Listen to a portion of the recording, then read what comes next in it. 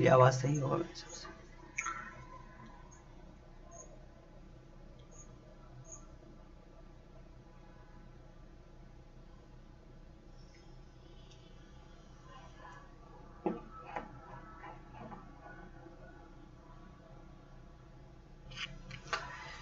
जी नमस्कार साथियों। जैसा कि 2024 का जो वर्ष है वो चुनावों का वर्ष है, उसी में से एक ईरान जो हमारे एशिया में आता है, और ईरान का जो चुनाव है बड़ा ही एक कह सकते हैं कि विश्व में एक मुद्दा बना हुआ था, क्योंकि ईरान में जो चुनाव है समय से पहले हुआ था। इसके पीछे सबसे बड़ा कारण था कि 19 मई को वहाँ के जो वर्तमान राष्ट्रपति थे इब्राहिम रईसी, उनकी हेलीकॉप्टर क्रैश में डेथ हो गई थी। उसके बाद असामयिक चुनाव कराया गया था, और असामयिक चुनाव में जो ईरान में नेता चुनकर आए हैं, जो ईरान के नए राष्ट्रपति चुनकर आए हैं, वो काफ़ी मॉडरेट राष्ट्रपति हैं, काफ़ी लिबरल राष्ट्रपति हैं, जो ईरान के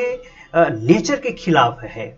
ईरान में जो अभी तक हमने देखा है कि काफ़ी आप कह सकते हैं कि रेडिकल राष्ट्रपति रहे हैं, चाहे इब्राहिम रईसी हो या फिर वहाँ के सुप्रीम लीडर अयातुल्ला खुमैनी हो, काफ़ी रेडिकल राष्ट्रपति के रूप में जाने जाते हैं या रेडिकल नेता के रूप में जाने जाते हैं। लेकिन उसी में से उभर करके आए हैं एक नेता जिनका नाम है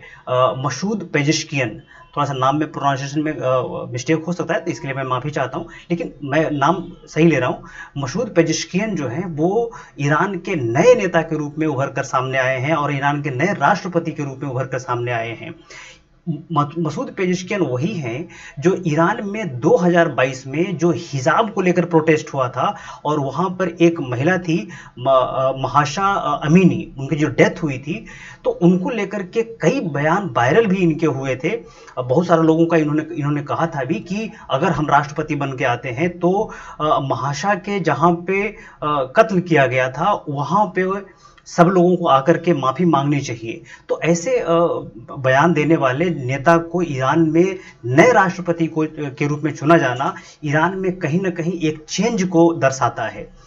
देखिए, बात यह है कि जो अयातुल्ला खुमैनी है, जो ईरान के सुप्रीम लीडर हैं, उनके देख रेख में जो चुनाव हुआ है, क्योंकि 1979 के बाद अयातुल्ला खुमैनी जो है ईरान के सर्वोच्च नेता के रूप में जाने जाते हैं और ईरान में लगभग चीज़ों को कंट्रोल करते हैं। लेकिन अब आप प्रश्न पूछेंगे कि जब इतना रेडिकल ईरान है तो ऐसे नेता का चयन कैसे हो गया। मैं आपको बताऊं कि जितना भी ईरान में प्रेसिडेंट का चयन होता है उसमें 12 सदस्यीय काउंसिल होता है जो ईरान में प्रेसिडेंट के लिए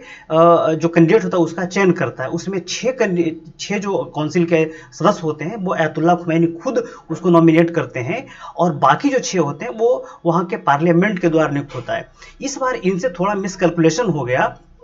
इन्होंने जो है पेजेश्कियन को तो नॉमिनेट किया ही, साथ में जो एक रेडिकल नेता हैं सैयद जलीली, इनको भी नॉमिनेट किया। इनको ऐसा लग रहा था कि जिस प्रकार से हमने देखा था कि इब्राहिम रईसी जो नेता थे, रेडिकल नेता थे, और उन्होंने हिजाब को लेकर के जिस प्रकार से वहाँ के लोगों को दमन किया था, जिस प्रकार से वहाँ के जो प्रोटेस्ट हुए थे उसका दमन किया था, तो ऐसा लग रहा था कि फिर से एक बार जो है सैयद जलीली चुन करके आ जाएंगे। लेकिन ऐसा हुआ नहीं। वहाँ के लोगों में एक बदलाव की जो लहर थी, खास करके महिलाओं में जो बदलाव की जो एक नियत थी, उससे वोट में इनको मिली। मैं आपको बता दूं कि ईरान में जो टोटल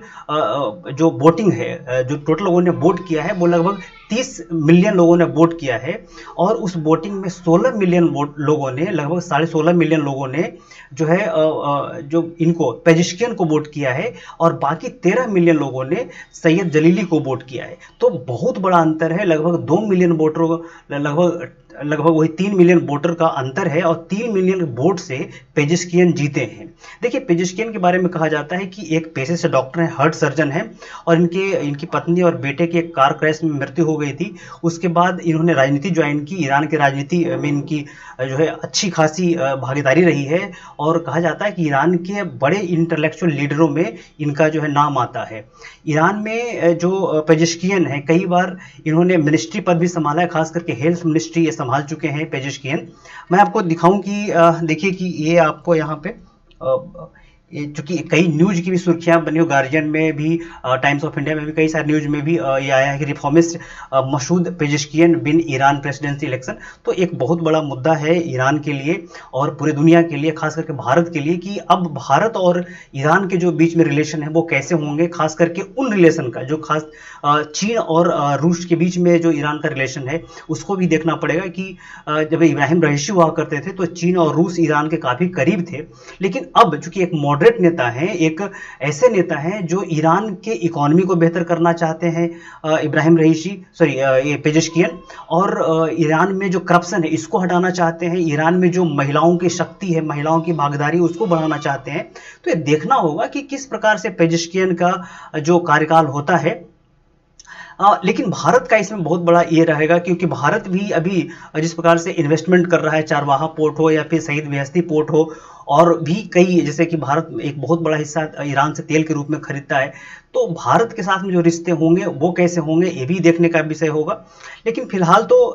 जो पेजेश्कियन है वो अभी राष्ट्रपति पद की शपथ लेंगे, उनका जो पहला अभिभाषण होगा इससे पता लग जाएगा कि पेजेश्कियन जो है वो किस प्रकार भारत के साथ में और दुनिया के साथ में रिलेशन बनाना चाहते हैं। दूसरी बात मैं बताऊं कि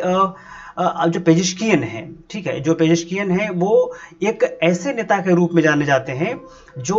उनका कहना है कि हम जिस प्रकार से ईरान पे सैंक्शन लगा हुआ है, जिस प्रकार से ईरान की इकोनॉमी ध्वस्त हुई है, और अभी जिस प्रकार से मिडिल ईस्ट में जो वॉर का सिचुएशन है, इसको लेकर के जब उन्होंने बात की तो उन्होंने बताया कि देखिए हम चाहते हैं कि आपको देखिए कि ये जो है आपको यहाँ पे आपको पेजेश्कियन मिल जाएंगे और ये जो है सईद जलीली हैं। तो पेजेश्कियन एक मॉडरेट नेता है। इन्होंने, इनसे जब पूछा गया कि कैसे आप ईरान को टेकल करेंगे, एक राष्ट्रपति के रूप में ईरान को, आप ईरान के साथ बहुत सारी समस्याएं हैं तो कैसे आप टेकल करेंगे, इन्होंने कहा कि देखिए हम वेस्ट से अच्छे रिश्ते बनाना चाहते हैं और हम वेस्ट से अच्छे रिश्ते बना करके हम सैंक्शन को थोड़े बहुत या तो कम करेंगे या तो हटवाएंगे हम, ताकि हमारे जो इकोनॉमी है वो ग्रो कर सके, हमारी इकोनॉमी अच्छी हो सके और हमारा देश विकास कर सके। बात आती है कि जब आप वेस्ट से अच्छे रिश्ते बनाएंगे, अमेरिका से अच्छे रिश्ते बनाएंगे, तो ईरान और रूस और चीन का क्या होगा। तो चीन काफ़ी इंटरेस्टेड रहता है ईरान में, चूंकि आपको याद होगा कि चीन ने ही ईरान और सऊदी अरेबिया के बीच में जो है रिश्ते अच्छे करवाए थे, तो ये बहुत बड़ी न्यूज बनी थी। उसके बाद आप देखिए कि जो और भी, जैसे मिडिल ईस्ट में भी वॉर का सिचुएशन है, ईरान जो है हिजबुल्लाह को या फिर हमास को जो फंडिंग कर रहा है, उसके कारण ईरान की जो स्थिति खराब हुई, ईरान की जो इकोनॉमी खराब हुई है, उसको लेकर के भी इनका एक बहुत बड़ा कह सकते हैं कि आपको एक बड़ा योगदान रहेगा कि कैसे हम इसको टेकल करें। तो फिलहाल जो है आप देख सकते हैं कि पेजेश्कियन राष्ट्रपति वहां तो बन गए हैं, इनके पास जो है एक फूलों का ताज तो नहीं होगा, कांटों भरा ताज होगा। ईरान एक ऐसा देश है जो काफ़ी ऐसा सिचुएशन में उलझा हुआ है वर्तमान में। एक तरफ न्यूक्लियर डील की बात करें तो, या फिर दूसरी तरफ सैंक्शन की बात करें, तीसरी तरफ जो है हमास को सपोर्ट की बात करें। कुछ दिन पहले ही उस प्रकार से आपने देखा कि इजराइल ने अटैक कर दिया ईरान पे, ईरान ने भी जिस प्रकार से हूतियों को सपोर्ट कर रहा है, तो एक सिचुएशन ऐसा बना हुआ है। दूसरी बात है कि ईरान में जिस प्रकार से अयतुल्लाह खुमैनी का शासन है